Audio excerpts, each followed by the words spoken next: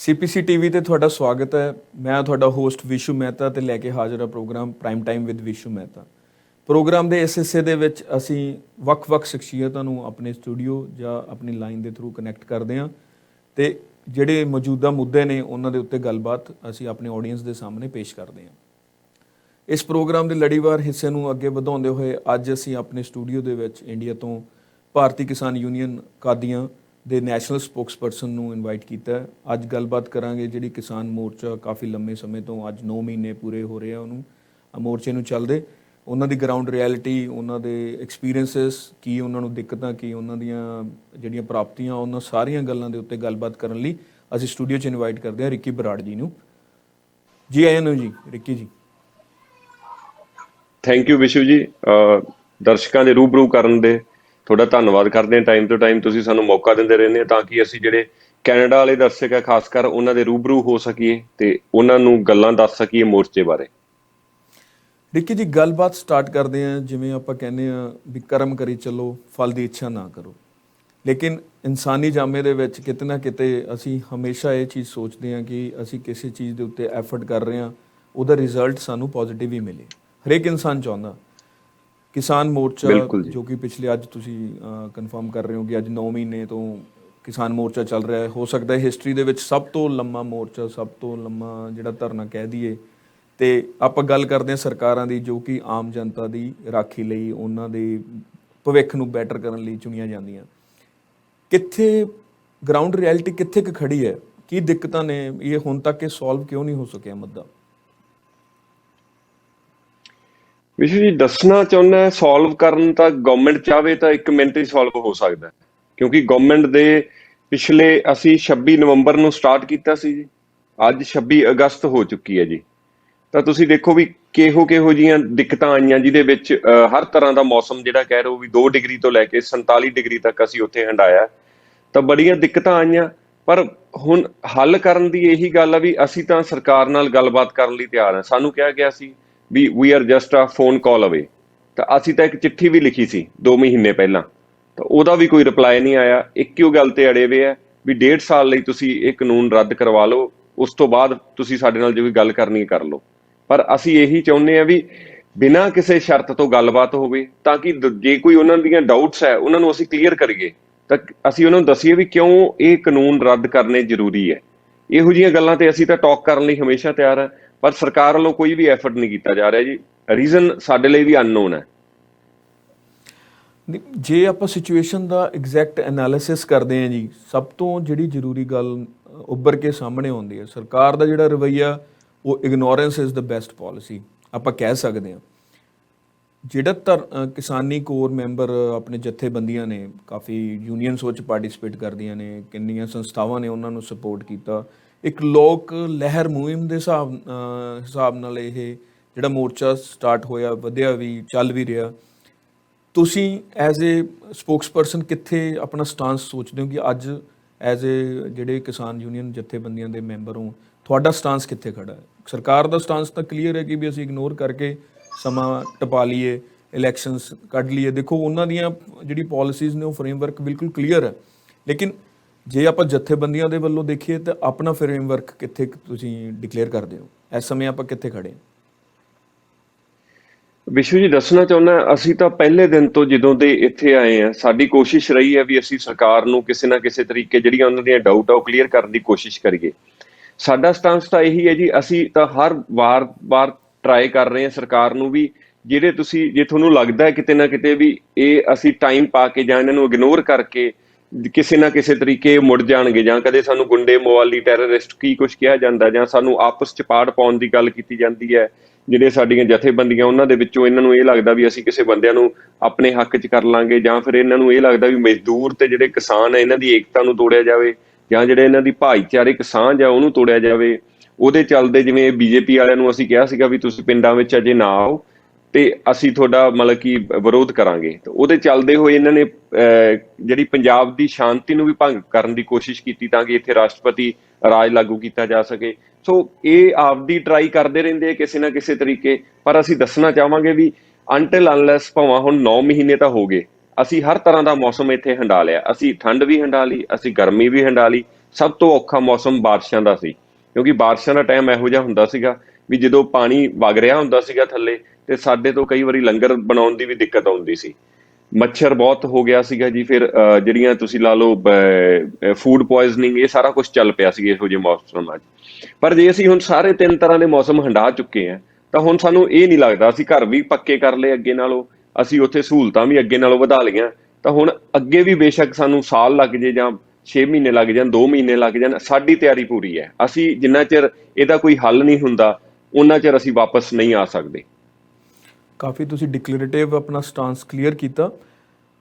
ਮੇਰੇ ਕੋਲ ਆਮ ਤੌਰ 'ਤੇ ਇਹ ਗੱਲ ਅਸੀਂ ਜਦੋਂ ਗੱਲਬਾਤ ਬਾਕੀ ਆਪਣੇ ਬੁੱਧੀਜੀਵੀਆਂ ਨਾਲ ਵੀ ਕਰਦੇ ਹਾਂ, ਉਦੋਂ ਇਹ ਗੱਲ ਆਈ ਕਿ ਦੇਖੋ ਹੁਣ 9 ਮਹੀਨੇ ਹੋ ਗਏ ਆ ਫਸਲ, ਇੱਕ ਜਿਹੜੀ ਪ੍ਰੈਕਟੀਕਲ ਗਰਾਊਂਡ ਰਿਐਲਿਟੀ ਵੀ ਦੱਸਿਓ ਰਿੱਕੀ ਬਰਾੜ ਜੀ, ਕਿ ਜਿਹੜੀ ਫਸਲ ਇਸ ਪੀਰੀਅਡ ਦੇ ਵਿੱਚ ਕਿਸਾਨਾਂ ਨੇ ਆਪਣੀ ਮੰਡੀਆਂ ਤੱਕ ਪਹੁੰਚਾਈ, ਉਹ 올ਡ ਸਿਸਟਮ ਦੇ ਥਰੂ ਗਈ ਜਾਂ ਨਿਊ ਸਿਸਟਮ ਕੁਝ ਐਪਲੀਕੇਬਲ ਹੋਇਆ, ਜਾਂ ਗਵਰਨਮੈਂਟ ਨੇ ਉਹਨੂੰ ਕੁਝ ਕਮਰਸ਼ਲਾਈਜ਼ ਮਾਰਕੀਟਿੰਗ ਕਰਨ ਦੀ ਕੋਸ਼ਿਸ਼ ਕੀਤੀ। ਡਾਟਾ ਐਗਜ਼ੈਕਟ ਕੀ ਹੈ ਕਿ ਜਿਹੜੀ ਫਸਲ ਇਸ ਪੀਰੀਅਡ ਦੇ ਵਿੱਚ ਲਾਗੂ ਕਰਨ ਤੋਂ ਬਾਅਦ ਤੋਂ ਲੈ ਕੇ ਹੁਣ ਤੱਕ ਕੋਈ ਫਸਲ, ਜਿਹੜਾ ਫਸਲ ਦਾ ਚੱਕਰ ਹੈ ਉਹ ਕੰਪਲੀਟ ਹੋਇਆ ਹੋਣਾ, ਉਹਦਾ ਪ੍ਰੈਕਟੀਕਲ ਕੀ ਨਿਕਲ ਕੇ ਸਾਹਮਣੇ ਆਇਆ? ਕੋਈ ਦਿੱਕਤ ਆਈ ਲਾਗੂ ਕਰੇ ਤੋਂ ਬਾਅਦ ਆਰਡੀਨੈਂਸਿਸ ਨੂੰ, ਜਾਂ ਉਹ 올ਡ ਮਾਡਲ ਨਾਲ ਜ਼ਿਆਦਾ ਬੈਟਰ ਸੀ ਕਿ ਵੀ ਕਿਸਾਨਾਂ ਨੂੰ ਦਿੱਕਤਾਂ ਆਈਆਂ? ਉਹਦੇ ਉੱਤੇ ਵੀ ਆਪਣਾ ਪਲੀਜ਼ ਵਿਊ ਦੱਸਿਓ ਮੈਨੂੰ। ਦੇਖੋ, ਜਿਹੜਾ ਅਜੇ ਤਾਂ ਪੰਜਾਬ ਦੇ ਵਿੱਚ ਤਾਂ ਇਹ ਲਾਗੂ ਨਹੀਂ ਹੋਇਆ ਸੀਗਾ। ਪੰਜਾਬ ਦੇ ਵਿੱਚ ਤਾਂ ਸੇਮ ਐਜ਼ ਇਟ ਇਜ਼, ਜਿਵੇਂ APMC 'ਚ ਅਸੀਂ ਕਣਕ ਲੈ ਕੇ ਜਾਂਦੇ ਸੀ ਉਵੇਂ ਹੀ ਲੈ ਕੇ ਗਏ ਆ, ਤਾਂ ਉਵੇਂ ਉਹਦੀ ਸੇਲ ਹੋਈ ਹੈ। ਪਰ ਹੁਣ ਫਰਦਰ ਅੱਗੇ ਪ੍ਰੋਬਲਮਸ ਆ ਸਕਦੀਆਂ, ਕਿਉਂਕਿ ਹੁਣ ਇਹਨਾਂ ਨੇ ਇੱਕ ਨਵਾਂ ਪੋਰਟਲ ਤਿਆਰ ਕੀਤਾ ਜਿਹਦੇ ਤੇ ਇਹ ਕਹਿ ਰਹੇ ਆ ਵੀ ਆਪਦੀਆਂ ਜਿੰਨੀਆਂ ਜਮ੍ਹਾਂਬੰਦੀਆਂ ਜਿਹੜੀ ਜ਼ਮੀਨ ਦੀਆਂ ਉਹ ਚੜਾਓ, ਤਾਂ ਫਿਰ ਉਸੇ ਨਾਮ ਤੇ ਹੀ ਫਸਲ ਵੇਚੋ। ਉਹਦੇ 'ਚ ਬੜੀਆਂ ਦਿੱਕਤਾਂ ਆਉਣ ਦੀ ਸੰਭਾਵਨਾ ਉਹਦੇ 'ਚ ਇਹ ਵੀ ਹੈ ਵੀ ਜਿਵੇਂ ਕਿਸੇ ਨੇ ਠੇਕੇ ਤੇ ਲਈ ਹੈ, ਕਿਸੇ ਹੋਰ ਬੰਦੇ ਨੇ A ਤੋਂ B ਨੇ ਠੇਕੇ ਤੇ ਲੈ ਲਈ, ਤਾਂ ਜਿਹੜਾ B% ਹੈ ਉਹ A ਵਾਲੇ ਦੀਆਂ ਜਮ੍ਹਾਂਬੰਦੀਆਂ ਕਿਵੇਂ ਲਊਗਾ? ਕਿਉਂਕਿ ਜਮ੍ਹਾਂਬੰਦੀ ਕਿਸੇ ਨੂੰ ਦੇਣੀ ਬੜੀ ਔਖੀ ਹੋ ਜਾਂਦੀ ਹੈ, ਕਿਤੇ ਮਿਸਯੂਜ਼ ਨਾ ਹੋ ਜੇ ਜਾਂ ਕੁਝ ਹੋਰ ਨਾ ਹੋ ਜੇ, ਤੇ ਪੋਰਟਲ ਤੇ ਕਿਵੇਂ ਚੜੂਗੀ? ਦੂਸਰੀ ਗੱਲ, ਜੇ ਉਹ ਪੋਰਟਲ ਤੇ ਚੜ੍ਹਦੀ ਹੈ ਤਾਂ ਜਿਹੜਾ ਠੇਕੇ ਵਾਲੇ ਦੀ ਉਹਨੂੰ ਰਕਮ ਨਹੀਂ ਮਿਲਣੀ, ਉਹ ਜਾਊਗੀ ਸਿੱਧੀ ਜਿਹਦੀ ਜ਼ਮੀਨ ਹੈ ਉਹਦੇ ਅਕਾਊਂਟ 'ਚ, ਫਿਰ ਉੱਥੇ ਵੀ ਕਿਤੇ ਡਿਸਪਿਊਟ ਹੋ ਸਕਦਾ ਹੈ। ਤੀਸਰੀ ਗੱਲ ਇਹ ਵੀ ਹੈ ਵੀ ਕੁਛ ਮੇਰੇ ਵੀਰ ਜਿਹੜੇ NRI ਬੈਠੇ ਆ ਜਿਨ੍ਹਾਂ ਦੀਆਂ ਜ਼ਮੀਨਾਂ ਇੱਥੇ ਹੈ, ਤਾਂ ਉਹ ਕਿਵੇਂ ਹੈਂਡਲ ਕਰਨਗੇ ਇਹਨਾਂ ਚੀਜ਼ਾਂ ਨੂੰ? ਉਹ ਕਿਵੇਂ ਆ ਕੇ ਜਮ੍ਹਾਂ ਬਣ ਕੇ ਕਿਵੇਂ ਉਹ ਪੋਰਟਲ ਤੇ ਚੜਾਉਣਗੇ? ਜੇ ਉਹਨਾਂ ਦੇ ਅਕਾਊਂਟ 'ਚ ਜਾਊਗੀ ਤਾਂ ਉਹ ਪੇਮੈਂਟ ਵਾਪਸ ਕਿਵੇਂ ਕਰਨਗੇ ਆਪਦੇ ਠੇਕੇ ਵਾਲੇ ਨੂੰ? ਇਹ ਸਾਰੀਆਂ ਮੁਸ਼ਕਲਾਂ ਸਟਾਰਟ ਹੋ ਗਈਆਂ ਆਉਣੀਆਂ, ਤਾਂ ਕਮਿੰਗ ਡੇਜ਼ 'ਚ ਸਾਨੂੰ ਇਹਦੇ ਤੋਂ ਆਗਾਜ਼ ਰਹਿਣ ਦੀ ਅਸੀਂ ਪਹਿਲਾਂ ਹੀ ਤਿਆਰੀ ਕੀਤੀ ਹੈ। ਅਸੀਂ ਸਰਕਾਰ ਨੂੰ ਕਹਿ ਚੁੱਕੇ ਹਾਂ ਕਿ ਅਸੀਂ ਇਹ ਪੋਰਟਲ ਤੇ ਕੋਈ ਨਹੀਂ ਚੜਾਉਣਾ, ਸਾਡੀਆਂ ਯੂਨੀਅਨਸ ਇਹਦੇ ਅਗੇਂਸਟ ਹੈ। ਤਾਂ ਜੇ ਕਿਤੇ ਇਹੋ ਜਿਹੇ ਕਾਨੂੰਨ ਲਾਗੂ ਹੁੰਦੇ, ਸਟੈਪ ਬਾਏ ਸਟੈਪ ਹੋਣੇ ਆ। ਦੇਖੋ, ਇਹ ਪਹਿਲਾ ਸਟੈਪ ਆ ਵੀ ਜੇ ਉਹਨਾਂ ਨੂੰ ਇਹ ਹੋ ਗਿਆ ਵੀ ਇਹਨਾਂ ਦੀਆਂ ਜ਼ਮੀਨਾਂ ਬਾਰੇ ਸਾਨੂੰ ਪਤਾ ਲੱਗ ਜੇ ਤੇ ਕਿਹੜੇ ਬੰਦੇ ਨੂੰ ਕਿੰਨਾ ਆਉਂਦਾ, ਫਸਲ ਕਿੰਨੀ ਆਉਂਦੀ ਹੈ, ਤੇ ਫਿਰ ਅਸੀਂ ਫਰਦਰ ਉਹਦੇ ਤੇ ਟੈਕਸੇਸ਼ਨ ਜਾਂ ਕੁਛ ਨਾ ਕੁਛ ਹੋਰ ਕਰਨ ਦੀ ਸੋਚ ਸਕਦੇ ਆ। ਤਾਂ ਉਹਨੂੰ ਪਹਿਲਾਂ ਕੱਟ ਕਰਨਾ ਪੈਣਾ। ਦੂਸਰੀ ਗੱਲ, ਜੇ ਮੰਡੀਕਰਨ ਹੀ ਖਤਮ ਹੋ ਗਿਆ, ਇਹ ਕਹਿ ਰਹੇ ਵੀ ਓਪਨ ਮਾਰਕੀਟ ਜੇ ਆਉਂਦੀ ਹੈ ਤਾਂ ਕਿਸਾਨ ਨੂੰ 6 ਤੋਂ 7% ਦਾ ਬੈਨੀਫਿਟ ਹੋਊਗਾ। ਲੈਟ ਮੀ ਟੈਲ ਯੂ, ਕਿਸਾਨ ਨੂੰ ਜੇ 1980 MSP ਹੈ ਤੇ ਕਿਸਾਨ ਨੂੰ 1980 ਆਲਰੇਡੀ ਮਿਲ ਰਿਹਾ। ਕਿਸਾਨ ਦਾ ਨਹੀਂ ਕੱਟਿਆ ਜਾ ਰਿਹਾ, ਜਿਹੜਾ 5-6% ਹੈ ਉਹ ਸਰਕਾਰ ਵੱਲੋਂ ਦਿੱਤਾ ਜਾ ਰਿਹਾ। ਲਿਫਟਿੰਗ ਦੇ ਪੈਸੇ ਸਰਕਾਰ ਦਿੰਦੀ ਹੈ, ਜਿਹੜੇ ਆੜਤੀਆਂ ਨੂੰ ਕਮਿਸ਼ਨ ਹੈ ਉਹ ਸਰਕਾਰ ਦਿੰਦੀ ਹੈ। ਸੋ ਕਿਸਾਨ ਦਾ ਤਾਂ ਕੋਈ ਵੀ ਨੁਕਸਾਨ ਨਹੀਂ ਹੋ ਰਿਹਾ। ਕਿਸਾਨ ਦਾ ਤਾਂ ਜਿਹੜਾ ਇੱਕ ਲਾ ਲਓ ਵੀ ਤੁਸੀਂ ਕ੍ਰੈਡਿਟ ਕਾਰਡ ਹੈ, ਜਿਹਨੂੰ ਆੜਤੀ ਕ੍ਰੈਡਿਟ ਕਾਰਡ ਕਿਹਾ ਜਾਂਦਾ ਕਿਸਾਨ ਦਾ, ਉਹ ਰਿਸ਼ਤੇ ਨੂੰ ਖਤਮ ਕਰਨ ਦੀ ਕੋਸ਼ਿਸ਼ ਕੀਤੀ ਜਾਂਦੀ ਹੈ। ਕਿਉਂਕਿ ਅੱਜ ਜੇ ਕਿਸਾਨੀ ਕਿਤੇ ਖੜੀ ਹੈ ਪੰਜਾਬ ਦੀ, ਉਹਨੂੰ ਜੇ ਕੋਈ ਬੈਕਅਪ ਹੈਗੀ ਹੈ, ਜੇ ਕੋਈ ਉਹਨੂੰ ਪੈਸਿਆਂ ਦੀ ਲੋੜ ਹੈ, ਘਰੇ ਵਿਆਹ ਜਾਂ ਕੋਈ ਉਹਨੂੰ ਘਰੇ ਕੋਈ ਬਿਮਾਰੀ ਆ ਜਾਂਦੀ ਹੈ, ਜਾਂ ਉਹਨੇ ਬੱਚੇ ਨੂੰ ਬਾਹਰ ਭੇਜਣਾ, ਤਾਂ ਉਹਦਾ ਇੱਕ ਜਿਹੜਾ ਬੈਕਅਪ ਬੈਂਕ ਹੁੰਦਾ ਉਹ ਆੜਤੀਆ ਹੁੰਦਾ, ਜਿੱਥੋਂ ਉਹਨੂੰ ਬਿਨਾਂ ਕਿਸੇ ਪੇਪਰ ਵਰਕ ਤੋਂ ਜਿਹੜੀ ਫਾਈਨੈਂਸਿਸ ਮਿਲ ਜਾਂਦੇ। ਅਦਰਵਾਈਜ਼ ਕਿਸੇ ਬੈਂਕ ਕੋਲੇ ਜਾਂਦੇ ਤਾਂ ਇੰਨਾ ਪੇਪਰ ਵਰਕ ਹੁੰਦਾ ਵੀ ਆਮ ਵਰਗ ਤੋਂ ਕੀਤਾ ਹੀ ਨਹੀਂ ਜਾਂਦਾ, ਤੇ ਨਾ ਹੀ ਉਹਨਾਂ ਕੋਲੇ ਇੰਨਾ ਕੁਝ ਹੁੰਦਾ, ਕਿਉਂਕਿ ਆਪਣੀਆਂ ਜ਼ਮੀਨਾਂ ਈਧਰ ਸਾਂਝੀਆਂ ਹੁੰਦੀਆਂ ਜਾਂ ਚਾਚੇ ਤਾਇਆਂ ਦੇ ਨਾਂ ਪਈਆਂ ਹੁੰਦੀਆਂ, ਬਸ ਇੱਕ ਵਾਹੁਣ ਵਾਲਾ ਆਪਣਾ ਟੱਕ ਹੁੰਦਾ। ਤਾਂ ਉਹਦੇ ਵਿੱਚ ਉਲਝਣ ਜਿਹੜੀਆਂ ਆਪਾਂ ਨੂੰ ਕ੍ਰੀਏਟ ਹੋਣੀਆਂ, ਉਹ ਹੌਲੀ ਹੌਲੀ ਅੱਗੇ ਆਉਣਗੀਆਂ। ਜਿਹੜਾ ਪੁਰਾਣਾ ਸਿਸਟਮ ਸੀ ਉਹ ਆਪਣੇ ਲਈ ਬਹੁਤ ਬੈਟਰ ਸੀਗਾ। ਤੁਸੀਂ ਕਾਫੀ ਪ੍ਰੈਕਟੀਕਲ ਇਸ਼ੂਜ਼, ਫਿਰ ਇੱਥੋਂ ਜਿਹੜਾ ਗੱਲ ਮਹਿਸੂਸ ਹੁੰਦੀ ਹੈ ਕਿ ਅਗੇਨ ਉਹ ਜਿਹੜੀ ਰਿਜਿਡਿਟੀ ਹੈ ਉਹ ਪੈਦਾ ਕਰਨ ਦੀ ਕੋਸ਼ਿਸ਼ ਕੀਤੀ ਜਾ ਰਹੀ ਹੈ, ਪੇਪਰ ਵਰਕ ਨੂੰ ਹਾਈ ਕਰਨ ਦੀ ਕੋਸ਼ਿਸ਼ ਕੀਤੀ ਜਾ ਸਕਦੀ ਹੈ। ਕਿ ਕਿਤੇ ਨਾ ਕਿਤੇ ਤੁਹਾਨੂੰ ਲੱਗਦਾ ਨਹੀਂ ਜੀ ਕਿ ਇਹ ਜਿਹੜੀ ਲੀਜ਼ਡ ਆਪਾਂ ਕਹਿ ਦਈਏ ਜਾਂ ਠੇਕੇਦਾਰੀ ਪ੍ਰਥਾ ਆਪਣੀ ਚੱਲਦੀ ਹੈ, ਵੀ ਉਹਨੂੰ ਟੈਕਸੇਸ਼ਨ ਪ੍ਰੋਪਰ ਲਿਆਉਣ ਦਾ ਮੋਟਿਵ ਦੇ ਤਹਿਤ ਇਹ ਆਰਡੀਨੈਂਸ ਲਿਆਂਦੇ ਗਏ ਨੇ? ਦੇਖੋ ਕਿਤੇ ਨਾ ਕਿਤੇ ਵਿਸ਼ੂ ਜੀ ਆਪਾਂ ਨੂੰ ਸਮਝਣਾ ਪਊਗਾ ਕਿ ਜਿਹੜਾ ਕਮਿੰਗ ਡਾਊਨ ਦਾ ਲਾਈਨ 2 ਸਾਲਾਂ 'ਚ ਜਾਂ 3 ਸਾਲਾਂ ਜਾਂ ਜਦੋਂ 2024 ਦੇ ਇਲੈਕਸ਼ਨ ਹੋ ਗਏ ਉਸ ਤੋਂ ਬਾਅਦ ਇਹਨਾਂ ਨੇ ਐਗਰੀਕਲਚਰ ਨੂੰ ਟੈਕਸੇਬਲ ਕਰਨਾ ਹੀ ਕਰਨਾ ਹੈ। ਤਾਂ ਦੂਸਰੀ ਗੱਲ ਇਹ ਵੀ ਚਾਹੁੰਦੇ ਆ ਵੀ ਜਿਹੜੀ ਲੈਂਡ ਹੋਲਡਿੰਗਸ ਇਹ ਪਹਿਲਾਂ ਇਹਨਾਂ ਨੇ ਕਿਹਾ ਵੀ ਅਸੀਂ ਸਰਪਲਸ 'ਚ ਕੱਢਣੀ ਹੈ ਜਾਂ ਹੋਰ ਕੁਝ ਕੋਈ ਨਵਾਂ ਇਹਦੇ 'ਚ ਲਿਆ ਸਕਦੇ ਆ, ਜਿਹੜੇ ਆਪਣੇ ਤੇ ਮਜ਼ਦੂਰਾਂ ਦੇ ਵਿੱਚ ਇਹਨਾਂ ਨੇ ਫਿੱਕ ਪਾਉਣ ਦੀ ਕੋਸ਼ਿਸ਼ ਕਰਨੀ ਹੈ। ਕਿਉਂਕਿ ਇਹਨਾਂ ਦਾ ਫੰਡਾ ਹੈਗਾ, ਇਹਨਾਂ ਨੇ 2 ਕਾਰਡ ਪਲੇ ਕਰਨੇ ਆ ਇਲੈਕਸ਼ਨ ਦੇ ਵਿੱਚ ਵੀ, ਦਲਿਤ ਕਾਰਡ ਤੇ ਹਿੰਦੂ ਕਾਰਡ। ਸੋ ਕਿਸੇ ਨਾ ਕਿਸੇ ਆਪਾਂ ਨੂੰ ਜਾਂ ਤਾਂ ਭਾਸ਼ਾਵਾਂ ਤੇ ਵੰਡਣ ਨੂੰ ਕੋਸ਼ਿਸ਼ ਕਰਦੇ ਆ ਜਾਂ ਆਪਾਂ ਨੂੰ ਵੰਡਦੇ ਆ ਆਪਾਂ ਨੂੰ ਜਾਤ ਪਾਤ ਤੇ, ਜਾਂ ਆਪਾਂ ਨੂੰ ਵੰਡਦੇ ਆ ਕਮਿਊਨਿਟੀ ਦੇ ਬੇਸ ਤੇ। ਕਿਸੇ ਨਾ ਕਿਸੇ ਤਰੀਕੇ ਆਪਣੇ ਇੱਥੇ ਵੰਡ ਪਾਉਣ ਦੀ ਕੋਸ਼ਿਸ਼ ਕਰਦੇ ਰਹਿੰਦੇ ਆ ਟਾਈਮ ਟੂ ਟਾਈਮ। ਤਾਂ ਉਹਦੇ ਚੋਂ ਸੁਚੇਤ ਰਹਿਣਾ ਚਾਹੀਦਾ। ਦੱਸਣਾ ਚਾਹੂੰਗਾ ਆਪਣੇ ਚਮੜੇ ਦਾ ਇੱਕ ਬੜਾ ਵੱਡਾ ਕਾਰੋਬਾਰ ਹੁੰਦਾ ਸੀ ਜਲੰਧਰ ਸਾਈਡ। ਆਮ ਲੋਕ ਉਹਦੇ ਚਮੜੇ ਦਾ ਕਾਰੋਬਾਰ ਕਰਦੇ ਸੀ, ਰੋਜ਼ੀ ਰੋਟੀ ਉਹਨਾਂ ਦੀ ਚੱਲਦੀ ਸੀ। ਪਰ ਸਲੋਲੀ ਕੀ ਹੋਇਆ, ਜਿਹੜੀਆਂ bigger company C, for example ਜਿਹੜੀਆਂ ਲੈਦਰ ਦੇ ਜਿੰਨੇ ਸ਼ੂਜ਼ ਬਣਾਉਂਦੀਆਂ, ਉਹਨਾਂ ਦਾ ਨਾਮ ਚਲੋ ਨਾ ਲਈਏ ਆਪਾਂ, ਹੌਲੀ ਹੌਲੀ ਉਹਨਾਂ ਨੇ ਉਹ ਟੇਕ ਓਵਰ ਕਰ ਲਿਆ। ਤੇ ਜਿਹੜੇ ਬੰਦੇ ਖੁਦ ਆਪਦਾ ਕਾਰੋਬਾਰ ਕਰਦੇ ਸੀ, ਛੋਟੇ ਛੋਟੇ ਐਂਟਰਪ੍ਰੇਨਿਓਰ ਜਿਨ੍ਹਾਂ ਨੂੰ ਕਹਿ ਸਕਦੇ ਆ, ਉਹ ਵਿਚਾਰੇ ਉਹਨਾਂ ਕੰਪਨੀਆਂ ਦੇ ਵਿੱਚ, ਉਹਨਾਂ ਫੈਕਟਰੀਆਂ ਦੇ ਵਿੱਚ ਜੌਬ ਕਰਨ ਦੇ ਮੁਹਤਾਜ ਹੋ ਗਏ। ਸੋ ਉਹਨਾਂ ਨੂੰ ਪਤਾ ਵੀ ਨਹੀਂ ਲੱਗਿਆ, ਉਹਨਾਂ ਦਾ ਕਿੱਤਾ ਵੀ ਖੋਇਆ ਗਿਆ, ਤਾਂ ਉਹ ਉਹਨਾਂ ਦੇ ਗੁਲਾਮ ਵੀ ਬਣ ਗਏ। ਉਹ ਸੇਮ ਕਿਸਾਨੀ ਦੇ ਨਾਲ ਹੋਣਾ, ਕਿੱਤੇ ਵੀ ਖੋਏ ਜਾਣੇ ਆ ਤੇ ਉਸੇ ਆਪਣੀ ਜ਼ਮੀਨ ਤੇ ਆਪਾਂ ਕਹਿ ਰਹੇ ਹੋ ਮਜ਼ਦੂਰੀ ਕਰ ਰਹੇ ਹੋਵਾਂਗੇ। ਜਿਹੜਾ ਕੁਝ ਅੱਜ ਬਿਹਾਰ ਦੇ ਵਿੱਚ ਹੋ ਰਿਹਾ, ਕਿਉਂਕਿ ਉੱਥੇ 2006 ਦੇ ਵਿੱਚ APMC ਮੰਡੀਆਂ ਅਬੋਲਿਸ਼ ਕੀਤੀਆਂ ਗਈਆਂ ਸੀਗੀਆਂ ਤੇ ਬਿਹਾਰ ਦੇ ਕਿਸਾਨ ਦੀ ਜਿਹੜੀ ਕੰਡੀਸ਼ਨ ਆ ਉਹ ਬੈਡ ਤੋਂ ਵਰਸਟ ਹੋਈ ਹੈ। ਕਿਉਂਕਿ ਜੇ ਉੱਥੇ 5-7 ਕਿੱਲਿਆਂ ਵਾਲਾ ਉਹ ਪੰਜਾਬ ਆ ਕੇ ਝੋਨਾ ਲਾ ਰਿਹਾ, ਇਟ ਮੀਨਸ ਉਹਨੂੰ ਸਹੀ ਭਾਅ ਨਹੀਂ ਮਿਲ ਰਹੇ। ਕਿਉਂਕਿ ਜੇ ਇੱਥੇ MSP ਹੈਗੀ ਹੈ, ਬਿਹਾਰ ਦੇ ਵਿੱਚ MSP ਨਹੀਂ ਹੈਗੀ। ਜੇ ਕਹਿ ਰਹੇ ਵੀ ਅਸੀਂ ਓਪਨ ਮਾਰਕੀਟ ਆਊਗੀ ਪਰ MSP ਨਹੀਂ ਟੁੱਟੂਗੀ, ਤਾਂ ਬਿਹਾਰ ਦੇ ਵਿੱਚ ਕਿਉਂ ਟੁੱਟੀ MSP? ਬਿਹਾਰ ਦੇ ਵਿੱਚ ਕਿਉਂ ਝੋਨਾ ਜਿਹੜਾ ਆਪਾਂ 1900 1950 ਨੂੰ ਵੇਚਦੇ ਆ, ਬਿਹਾਰ ਦੇ ਵਿੱਚ ਉਹ 1100-1200 ਨੂੰ ਮਿਲ ਰਿਹਾ? ਕਿਉਂ ਜੇ ਮੱਕੀ ਤੇ ਅੱਜ 1850 MSP ਹੈ ਤਾਂ ਕਿਉਂ ਉਹ 900 ਜਾਂ 1000 ਤੇ ਵਿਕ ਰਹੀ ਹੈ? ਇਹ ਕਿਤੇ ਨਾ ਕਿਤੇ ਨੀਤੀਆਂ ਦੇ ਵਿੱਚ ਫਰਕ ਹੈ। ਇਹ ਆਪਾਂ ਨੂੰ ਸਮਝਣਾ ਪਊਗਾ। ਜਿੰਨੀ ਛੇਤੀ ਸਮਝ ਲਾਂਗੇ ਉਨਾ ਛੇਤੀ ਆਪਾਂ ਇਹਦੇ ਚੋਂ ਬਚ ਜਾਵਾਂਗੇ। ਨਹੀਂ ਫਿਰ ਰਿੱਕੀ ਜੀ, ਫਿਰ ਇਹਦੇ ਉੱਤੇ ਡਿਊ ਕੰਸਲਟੇਸ਼ਨਸ ਤਾਂ ਜ਼ਰੂਰ ਹੋਈਆਂ ਹੋਣੀਆਂ। ਕੀ ਆਪਾਂ ਕੋਈ ਰਿਟਨ ਡਾਟਾ ਇੱਦਾਂ ਦਾ ਸਬਮਿਟ ਕੀਤਾ ਗਵਰਨਮੈਂਟ ਨੂੰ, ਜੋ ਕੋਰ ਕਮੇਟੀ ਵੱਲੋਂ, ਕਿ ਵੀ ਇਹ ਦਿੱਕਤਾਂ ਜਿਹੜੀਆਂ ਪ੍ਰੀਵੀਅਸ ਐਕਸਪੀਰੀਅੰਸਿਸ ਤੋਂ ਰਹੀਆਂ ਨੇ, ਤੇ ਜੇ ਕੀਤਾ ਤਾਂ ਉਹਦਾ ਕੋਈ ਰਿਜ਼ਲਟ ਨਹੀਂ ਨੈਗੋਸ਼ੀਏਸ਼ਨ ਦੇ ਵਿੱਚ? ਅਸੀਂ ਜਦੋਂ ਵੀ ਕਿਤੇ ਮੀਟਿੰਗ ਹੋਈ ਹੈ, 11 ਦੌਰ ਦੀ ਮੀਟਿੰਗ ਹੋਈ ਹੈ, ਉਹਦੇ ਵਿੱਚ ਇਹ ਚੀਜ਼ਾਂ ਦੀ ਡਿਸਕਸ਼ਨਸ ਹੋਈਆਂ ਵੀ ਜਿੱਥੇ ਜਿੱਥੇ ਤੁਸੀਂ ਇਹ ਮਾਡਲ ਲਾਗੂ ਕਰਕੇ ਦੇਖਿਆ, ਕੀ ਉੱਥੇ ਮਾਡਲ ਸਕਸੈਸਫੁਲ ਹੈ, ਜਾਂ ਜਿਹੜੀ ਚੀਜ਼ ਤੋਂ ਤੁਸੀਂ ਮਾਡਲ ਲੈ ਕੇ ਆਏ ਹੋ। ਫੋਰ ਐਗਜ਼ਾਮਪਲ ਯੂਨਾਈਟਿਡ ਸਟੇਟਸ 'ਚ 6 ਤੋਂ 7 ਡਿਕੇਡ ਪਹਿਲਾਂ ਆ ਗਿਆ ਸੀਗਾ ਓਪਨ ਮਾਰਕੀਟ ਦਾ ਮਾਡਲ। ਉੱਥੇ ਕੀ ਹੋਇਆ, ਅੱਜ ਫਾਰਮਰ ਸਿਰਫ 1.5% ਰਹਿ ਗਿਆ। ਉਹ ਵੀ ਇੰਨਾ ਬਰਡਨ 'ਚ ਹੈ ਵੀ ਉਹਦਾ ਸੁਸਾਈਡ ਰੇਟ 45% ਅਰਬਨ ਕੰਜ਼ਿਊਮਰ ਦੇ ਨਾਲੋਂ ਉਹਦਾ ਸੁਸਾਈਡ ਰੇਟ ਜਿਹੜਾ ਰੂਰਲ ਦੇ ਵਿੱਚ ਜ਼ਿਆਦਾ ਹੈ ਅਮਰੀਕਾ ਦੇ ਵਿੱਚ। ਯੂਰਪ ਦੇ ਵਿੱਚ ਹਰ ਮਿੰਟ ਇੱਕ ਫਾਰਮਰ ਕਿਸਾਨੀ ਛੱਡ ਕੇ ਜਾ ਰਿਹਾ ਹੈ। ਇਹ ਸੇਮ ਕੰਡੀਸ਼ਨ ਆਪਣੇ ਪੰਜਾਬ ਦੇ ਵਿੱਚ ਹੋ ਜਾਣੀ ਹੈ ਜੇ ਕਿਤੇ ਇੱਥੇ ਇਹਨਾਂ ਨੇ, ਜਿਹੜਾ ਇਹਨਾਂ ਦਾ ਇੱਕ ਅਮਰੀਕਾ ਦਾ ਮੋਟਿਵ ਸੀ, ਇਧਰ ਬਿਗ ਅਡਾਪਟ ਕਰਨਾ ਚਾਹੁੰਦੇ। ਇਹ ਚਾਹੁੰਦੇ ਵੀ ਵੱਡੇ ਫਾਰਮ ਹੋਣ, ਇਕੱਠੇ ਉਹ ਆਉਣ। ਉਹਦੇ ਨਾਲ ਨੁਕਸਾਨ ਦੇਖੋ ਕਿੰਨਾ ਹੋ ਰਿਹਾ। ਉਹਦੇ ਨਾਲ ਅਸੀਂ ਇੱਕ ਆਮ 5 ਕਿੱਲਿਆਂ ਵਾਲਾ 10 ਕਿੱਲਿਆਂ ਵਾਲਾ ਮੰਡੀ ਦੇ ਵਿੱਚ ਜਾਂਦਾ, ਉਹ ਛੋਟੇ ਦੁਕਾਨਦਾਰ ਤੋਂ ਬੀਜ ਲੈਂਦਾ, ਕਿਸੇ ਤੋਂ ਪੈਸਟੀਸਾਈਡ ਲੈਂਦਾ, ਕਿਸੇ ਤੋਂ ਫਰਟੀਲਾਈਜ਼ਰ ਲੈਂਦਾ, ਉਹ ਆਉਂਦਾ ਖਾਦ ਦੇ ਜਿਹੜਾ ਉਹ ਉਦੋਂ ਬਾਅਦ ਟਰੈਕਟਰ ਟਰਾਲੀ ਤੇ ਲੱਦਦਾ, ਉੱਥੇ ਲੈ ਕੇ ਜਾਂਦਾ, ਉਦੋਂ ਬਾਅਦ ਕਿਸੇ ਰਿਟੇਲਰ ਕੋਲੇ ਜਾਂਦਾ, ਰਾਸ਼ਨ ਲੈਂਦਾ ਘਰ ਦਾ, ਉਹ ਲੈਂਦਾ। ਇਹਦੇ ਵਿੱਚ ਕੀ ਹੋਣਾ, ਫਾਰਮ ਤੋਂ ਲੈ ਕੇ ਕਿਚਨ ਤੱਕ ਜਿੰਨਾ ਵੀ ਢਾਂਚਾ ਹੈ ਉਹ ਸਾਰਾ ਇਹਨਾਂ ਦਾ ਆਪਦਾ ਹੋਣਾ। ਇਹਨਾਂ ਨੇ ਖੁਦ ਸੀਡ ਲੈਣਾ, ਕਿਉਂਕਿ ਜੇ 50,000 ਏਕੜ ਦਾ ਸੀਡ ਲੈਣਾ ਉਹ ਕਿਸੇ ਛੋਟੇ ਦੁਕਾਨਦਾਰ ਕੋਲ ਨਹੀਂ ਜਾਣਾ, ਉਹ ਤਾਂ ਕੰਪਨੀ ਤੋਂ ਸਿੱਧਾ ਡਾਇਰੈਕਟ ਆ ਜਾਣਾ। ਫਿਰ ਫਰਟੀਲਾਈਜ਼ਰ ਵੀ ਉਵੇਂ ਹੋਣੀ ਹੈ, ਪੈਸਟੀਸਾਈਡ ਵੀ ਹੋਣੇ ਆ, ਟਰਾਂਸਪੋਰਟੇਸ਼ਨ ਇਹਨਾਂ ਦੀ ਆਪਦੀ ਹੋ ਜਾਣੀ ਹੈ, ਹੋਲਸੇਲ ਆਪਦੀ ਹੋ ਜਾਣੀ ਹੈ, ਰਿਟੇਲ ਆਪਦੀ ਹੋ ਜਾਣੀ ਹੈ। ਜਿਹੜਾ ਅਰਬਨ ਕੰਜ਼ਿਊਮਰ ਹੈ ਸਭ ਤੋਂ ਵੱਧ ਇੰਪੈਕਟ ਉਹਨੂੰ ਹੋਊਗਾ ਇਹਨਾਂ ਬਿੱਲਾਂ ਦਾ, ਕਿਉਂਕਿ ਉਹਦੇ ਤੱਕ ਜਦੋਂ ਤੱਕ ਪਹੁੰਚਣਾ ਸਾਰਾ ਕੁਝ ਇਹਨਾਂ ਦਾ ਆਪਦਾ ਹੋਣਾ ਤੇ ਮਨਮਰਜ਼ੀ ਦੇ ਰੇਟ ਲਾਏ ਜਾਣਗੇ।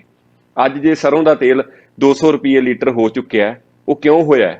ਇਸੇ ਕਰਕੇ ਹੀ ਹੋਇਆ ਵੀ ਜਿਹੜੇ ਪਿੰਡਾਂ ਵਾਲੇ ਕੋਹਲੂ ਸੀ ਜਾਂ ਹੋਰ ਸੀ, ਉਹਨਾਂ ਨੂੰ ਬੰਦ ਕਰਨ ਦੇ ਨੋਟਿਸ ਆ ਚੁੱਕੇ ਆ ਵੀ ਇਹਨਾਂ ਨੂੰ ਬੰਦ ਕੀਤਾ ਜਾਵੇ। ਓਨਲੀ ਪੈਕਡ ਜਿਹੜਾ ਸਰੋਂ ਦਾ ਤੇਲ ਆ ਉਹ ਵਿਕੂਗਾ। ਸੋ ਇਹ ਸਾਰਾ ਕੁਝ ਕੋਰਿਲੇਟਡ ਹੈ। ਇਹ ਆਪਾਂ ਨੂੰ ਸਮਝਣਾ ਪਊਗਾ ਵੀ ਜੇ ਇੱਕ ਚੀਜ਼ ਤੁਰਦੀ ਹੈ ਤਾਂ ਉਹਦੇ ਨਾਲ 10 ਚੀਜ਼ਾਂ ਹੋਰ ਚੱਲ ਪੈਣਗੀਆਂ। ਸੋ ਜੇ ਪਹਿਲੀ ਚੀਜ਼ ਨੂੰ ਨਾ ਰੋਕਿਆ ਤਾਂ ਅਗਲੀਆਂ ਨੂੰ ਰੋਕ ਨਹੀਂ ਪਾਵਾਂਗੇ ਆਪਾਂ।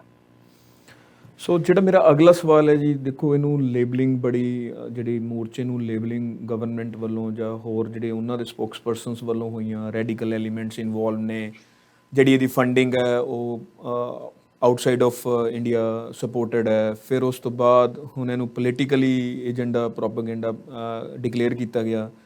ਕਿਤੇ ਨਾ ਕਿਤੇ ਦਿਖਦਾ ਵੀ ਹੈ ਇਹਦੇ 'ਚ ਕੋਈ ਹਰਜ ਵਾਲੀ ਗੱਲ ਨਹੀਂ। ਹਰੇਕ ਜਿਹੜਾ ਨਾਗਰਿਕ ਹੈ ਕਿਸੇ ਵੀ ਕੰਟਰੀ ਦਾ, ਉਹਨੂੰ ਅਧਿਕਾਰ ਹੈ ਆਪਣੀ ਗਵਰਨਮੈਂਟ ਪਾਲਿਸੀਜ਼ ਜਾਂ ਪੋਲੀਟਿਕਸ ਦੇ ਵਿੱਚ ਇਨਵੋਲਵ ਹੋਣ ਦਾ। ਲੇਕਿਨ ਕਿਤੇ ਨਾ ਕਿਤੇ ਇਹ ਲੇਬਲਿੰਗ, ਤੁਸੀਂ ਇਹਦੇ ਉੱਤੇ ਕੀ ਜਵਾਬ ਦਿੰਦੇ ਹੋ ਕਿ ਵੀ ਇਹਨੂੰ ਪੋਲੀਟੀਕਲੀ ਏਜੰਡੇ ਦੇ ਵੱਲ ਨਹੀਂ ਡਾਇਵਰਟ ਕੀਤਾ ਜਾਊਗਾ ਇਸ ਮੂਵਮੈਂਟ ਨੂੰ? ਦੇਖੋ ਵਿਸ਼ੇ ਜੀ, ਦੱਸਣਾ ਚਾਹੁੰਦਾ ਸਾਡੇ ਲਈ ਸਭ ਤੋਂ ਇੰਪੋਰਟੈਂਟ ਹੈ ਜੇ ਸਾਡਾ ਕਿੱਤਾ ਬਚੂਗਾ ਤਾਂ ਫਿਰ ਅਸੀਂ ਕੋਈ ਅਗਲਾ ਸੋਚ ਸਕਦੇ ਹਾਂ। ਜੇ ਅੱਜ ਸਾਡੇ ਕੋਲੇ ਜਿਹੜੇ ਅਸੀਂ ਕਾਰੋਬਾਰ ਕਰਦੇ ਜੇ ਉਹੀ ਨਾ ਬਚੇ, ਇੱਕ ਹਿਸਾਬ ਦਾ ਕਿਸਾਨੀ ਦਾ ਇੱਕ ਕਾਰੋਬਾਰ ਆ, ਛੋਟੇ ਛੋਟੇ ਐਂਟਰਪ੍ਰੇਨਿਓਰ ਆ ਆਪਾਂ, 5 ਕਿੱਲਿਆਂ ਵਾਲਾ, ਕੋਈ 10 ਵਾਲਾ, ਆਪਦੀ ਖੇਤੀ ਕਰਦਾ, ਆਪਦੀ ਉਹਦੀ ਫੈਮਿਲੀ ਵੀ ਇਨਵੋਲਡ ਹੈ, ਸਾਰੇ ਬੱਚੇ ਵੀ ਇਨਵੋਲਡ ਹੈ, ਉਹਦੇ ਵਿੱਚੋਂ ਗੁਜ਼ਾਰਾ ਕਰਦਾ। ਉਹ ਛੋਟਾ ਐਂਟਰਪ੍ਰੇਨਿਓਰ ਆ ਕਿਉਂਕਿ ਉਹਦਾ ਪ੍ਰੋਡਕਟ ਕੀ ਹੈ, ਉਹਦਾ ਫੂਡ ਗ੍ਰੇਨਸ ਪ੍ਰੋਡਕਟ ਹੈ। ਸੋ ਜੇ ਆਪਾਂ ਕਿੱਤਾ ਨਾ ਬਚਿਆ ਤਾਂ ਆਪਾਂ ਗਾਂ ਕਿਵੇਂ ਇਲੈਕਸ਼ਨਾਂ ਦਾ ਕਿਵੇਂ ਸੋਚ ਸਕਦੇ ਹਾਂ? ਜੇ ਅਸੀਂ ਇਲੈਕਸ਼ਨਾਂ ਦਾ ਅੱਜ ਸੋਚਦੇ ਹਾਂ, ਸਾਡੀ ਜਿਹੜੀ ਟੈਨਸ਼ਨ ਆ ਉਹ ਮਤਲਬ ਕਿ ਜਿਹੜੀ એનર્ਜੀ ਉਹ ਦੋ ਪਾਸੇ ਵੇਸਟ ਹੋਣ ਲੱਗ ਜੂਗੀ। ਅਸੀਂ ਕੰਸਨਟਰੇਟ ਨਹੀਂ ਕਰ ਪਾਵਾਂਗੇ ਇਹ ਜਿਹੜੇ ਇੱਧਰਲੇ ਪਾਸੇ ਮੀਟਿੰਗਸ ਤੇ ਜਾਂ ਹੋਰ ਕਿਤੇ। ਸੋ ਇਸੇ ਲਈ ਅਸੀਂ ਇਹ ਚੀਜ਼ਾਂ ਤੋਂ ਪਿੱਛੇ ਹਟ ਰਹੇ ਹਾਂ। ਪਰ ਲੋਕ ਜਿਵੇਂ ਹਰ ਰੋਜ਼ ਕਹਿ ਰਹੇ ਆ ਵੀ ਤੁਸੀਂ ਪਾਰਟੀ ਬਣਾ ਕੇ ਇੱਕ ਕਿਸਾਨਾਂ ਦੀ ਪਾਰਟੀ ਆਵੇ ਜਿਹੜੀ ਅਲੱਗ ਇਲੈਕਸ਼ਨ ਲੜੇ, ਪਰ ਅਸੀਂ ਲੋਕਾਂ ਨੂੰ ਇਹੀ ਸਮਝਾ ਰਹੇ ਹਾਂ ਵੀ ਆਪਣੇ ਮੁੱਦੇ ਆਪਾਂ ਇੱਕ ਪ੍ਰੈਸ਼ਰ ਗਰੁੱਪ ਰਹੀਏ, ਉਹ ਬੈਟਰ ਹੈ ਤਾਂ ਕਿ ਸਰਕਾਰਾਂ ਸਹੀ ਤਰ੍ਹਾਂ ਨਾਲ ਕੰਮ ਕਰਦੀਆਂ ਰਹਿਣ। ਹੁਣ ਫੋਰ ਐਗਜ਼ਾਮਪਲ ਤੁਹਾਨੂੰ ਦਿੰਦਾ ਮੈਂ ਇਹਦੀ, ਜਿਹੜਾ ਗੰਨੇ ਵਾਲਾ ਅਸੀਂ ਧਰਨਾ ਲਾਇਆ, 18 ਤੋਂ ਧਰਨਾ ਲਾਇਆ ਸੀ, ਉਦੋਂ ਬਾਅਦ ਸਾਡੀਆਂ ਸਰਕਾਰ ਨਾਲ ਮੀਟਿੰਗਸ ਚੱਲੀਆਂ। 3 ਦਿਨ ਦੀ ਮੀਟਿੰਗ ਦੇ ਵਿੱਚ ਅਸੀਂ ਸਾਰਾ ਸੌਟ ਆਊਟ ਕਰਤਾ ਤੇ ਹਿਸਟਰੀ ਦੇ ਵਿੱਚ ਪਹਿਲੀ ਵਾਰ ਹੋਇਆ ਵੀ 50 ਰੁਪਇਆ ਰੇਟ ਵਧਿਆ ਹੋਵੇ ਗੰਨੇ ਦਾ। 310 ਰੁਪਇਆ ਸੀ, ਅਸੀਂ 360 ਕਰਵਾ ਕੇ ਆਏ ਹਾਂ। ਉਹਦੇ ਨਾਲ 92,000 ਹੈਕਟੇਅਰ ਆਪਣਾ ਗੰਨੇ ਦੇ ਅੰਡਰ ਹੈ। ਉਹ ਜਿੰਨਾ ਏਰੀਆ ਜਲੰਧਰ ਸਾਈਡ ਹੈ ਜਾਂ ਸਾਰਾ ਹੈ, ਉਹਨਾਂ ਨੂੰ ਬੈਨੀਫਿਟ ਹੋਇਆ। ਹਰ ਬੰਦੇ ਨੂੰ 15 ਤੋਂ 20,000 ਰੁਪਏ ਦਾ ਪਰ ਏਕੜ ਦਾ ਬੈਨੀਫਿਟ ਹੋਇਆ। ਉਹ ਫੈਮਲੀਜ਼ ਦੇਖੋ ਕਿੰਨੀਆਂ, ਉਹਨਾਂ ਦੀ ਜੇ ਇਨਕਮ ਵਧੂਗੀ ਉਹ ਬੱਚਿਆਂ ਨੂੰ ਚੰਗਾ ਪੜ੍ਹਾ ਸਕਣਗੇ, ਉਹ ਬੱਚਿਆਂ ਨੂੰ ਕਿਸੇ ਜਿਹੜੀਆਂ ਹੈਲਥ ਫੈਸਿਲਿਟੀਜ਼ ਉਹ ਚੰਗੀਆਂ ਦੇ ਸਕਣਗੇ। ਕਿਉਂਕਿ ਇੱਕ ਕਿਸਾਨ ਹੀ ਹੈ ਜਿਹਨੂੰ ਕੋਈ ਅਲਾਇੰਸ ਨਹੀਂ ਮਿਲਦਾ, ਜਿਹਨੂੰ ਨਾ ਕੋਈ ਹੈਲਥ ਫੈਸਿਲਿਟੀਜ਼ ਮਿਲਦੀਆਂ, ਨਾ ਉਹਦੇ ਬੱਚਿਆਂ ਨੂੰ ਐਜੂਕੇਸ਼ਨ ਦਾ ਅਲਾਇੰਸ ਮਿਲਦਾ, ਨਾ ਉਹਨੂੰ ਇਹ ਮਿਲਦਾ। ਜਿਵੇਂ ਫੋਰ ਐਗਜ਼ਾਮਪਲ ਸੁਪਰੀਮ ਕੋਰਟ ਦੇ ਜਿੰਨੇ ਇੰਪਲੋਈਜ਼ ਹੈ ਉਹਨਾਂ ਨੂੰ 21,000 ਰੁਪਇਆ ਮਿਲਦਾ ਕੱਪੜੇ ਧੋਣ ਦਾ, ਤੇ ਕੀ ਕਿਸਾਨ ਕੱਪੜੇ ਨਹੀਂ ਪਾਉਂਦਾ?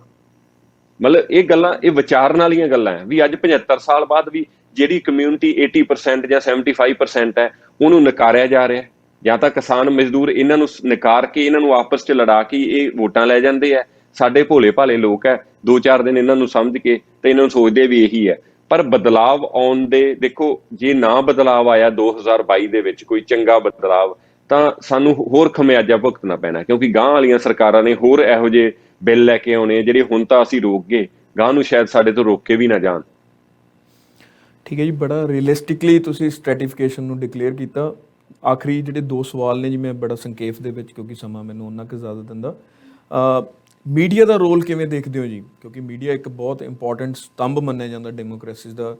ਤੁਹਾਨੂੰ ਲੱਗਦਾ ਕਿ ਤੁਹਾਡੀ ਆਵਾਜ਼ ਆਮ ਜਨਤਾ ਤੱਕ ਜਿਸ ਲੈਵਲ ਤੱਕ ਪਹੁੰਚਣੀ ਚਾਹੀਦੀ ਸੀ ਉਹ ਪਹੁੰਚੀ, ਕਿ NRI ਵੀਰਾਂ ਵੱਲੋਂ ਬਹੁਤ ਸਪੋਰਟ ਰਹੀ? ਕਿੱਦਾਂ ਦੇ ਐਕਸਪੀਰੀਅੰਸ ਰਹੇ ਨੇ ਤੁਹਾਡੇ ਮੀਡੀਆ ਦੇ ਰੋਲ ਨੂੰ ਲੈ ਕੇ? ਵਿਸ਼ਵ ਦੱਸਣਾ ਚਾਹੁੰਦਾ, ਮੀਡੀਆ ਨੇ ਇੱਕ ਮਤਲਬ ਕਿ ਕਹਿ ਲਓ ਵੀ ਬਹੁਤ ਹੀ ਵਧੀਆ ਰੋਲ ਪਲੇ ਕੀਤਾ। ਬੇਸ਼ੱਕ ਸਟਾਰਟਿੰਗ ਤੇ ਕੀ ਸੀਗਾ, ਜਿਹੜਾ ਨੈਸ਼ਨਲ ਮੀਡੀਆ ਸੀਗਾ ਉਹ ਸਾਡੇ ਕੁਛ ਨਾ ਕੁਛ ਐਂਟੀ ਚੱਲਿਆ, ਪਰ ਜਿਹੜਾ ਖਾਸ ਕਰ ਜਿਹੜਾ ਜਿੰਨਾ NRI ਮੀਡੀਆ ਹੈ ਜਾਂ ਜਿਹੜਾ ਇੱਥੋਂ ਦਾ ਲੋਕਲ ਮੀਡੀਆ ਜਾਂ ਯੂਟਿਊਬਰ ਹੈ, ਇਹਨਾਂ ਨੇ ਬਹੁਤ ਵਧੀਆ ਰੋਲ ਪਲੇ ਕੀਤਾ। ਜੇ ਅੱਜ ਮੋਰਚਾ ਕਿਸੇ ਹਾਈਟ ਤੇ ਹੈ ਜਾਂ ਮੋਰਚੇ ਨੂੰ ਲੋਕ ਜਾਣਦੇ ਆ ਜਾਂ ਮੋਰਚੇ ਦੇ ਨਾਲ ਲੋਕ ਜੁੜੇ ਹੈ, ਤਾਂ ਉਹ ਅਸੀਂ ਰਿਣੀ ਆ ਮੀਡੀਆ ਦੇ। ਕਿਉਂਕਿ ਜੇ ਮੀਡੀਆ ਨਾ ਹੁੰਦਾ ਸਾਡੀ ਆਵਾਜ਼ ਬੁਲੰਦ ਨਹੀਂ ਸੀ। ਕਿਉਂਕਿ ਜਿੰਨਾ ਨੈਸ਼ਨਲ ਮੀਡੀਆ ਉਹਨਾਂ ਨੇ ਸਾਨੂੰ ਕਾਈਂਡ ਆਫ ਇਗਨੋਰ ਕਰਤਾ ਸੀਗਾ। ਉਹਨਾਂ ਨੇ ਤਾਂ ਸਾਡੇ ਤੇ ਤੌਹਮਤਾਂ ਲਾਈਆਂ, ਉਹ ਲੰਗਰ ਦਿਖਾਉਣ ਲੱਗ ਗਏ ਸੀ ਜਾਂ ਪੰਡਾਲ ਦਿਖਾਉਣ ਲੱਗ ਗਏ ਸੀ ਜਦੋਂ ਅਸੀਂ ਸੁੱਤੇ ਪਏ ਹੁੰਦੇ ਸੀ, ਜਾਂ ਸਵੇਰੇ ਅਰਲੀ ਮਾਰਨਿੰਗ ਆ ਜਾਣਾ, ਜਾਂ ਉਹਨਾਂ ਨੇ ਰਾਤ ਨੂੰ ਲੇਟ ਆ ਕੇ ਵੀਡੀਓ ਸ਼ੂਟ ਲੈ ਕੇ ਲੋਕਾਂ ਨੂੰ ਦਿਖਾਉਣੇ ਵੀ ਇਹ ਤਾਂ ਖਿੰਡ ਚੁੱਕਿਆ ਮੇਲਾ। ਪਰ ਜਿਹੜਾ ਮੀਡੀਆ ਖਾਸ ਕਰ ਤੁਹਾਡਾ ਜਿਹੜੇ ਕੈਨੇਡਾ ਵਾਲੇ ਵੀਰ ਹੈ ਇਹਨਾਂ ਨੇ ਸਾਡਾ ਸਾਥ ਦਿੱਤਾ, ਜਾਂ ਹੋਰ ਕੰਟਰੀਜ਼ ਵਾਲਿਆਂ ਨੇ, ਉਹ ਸ਼ਲਾਘਾਯੋਗ ਹੈ।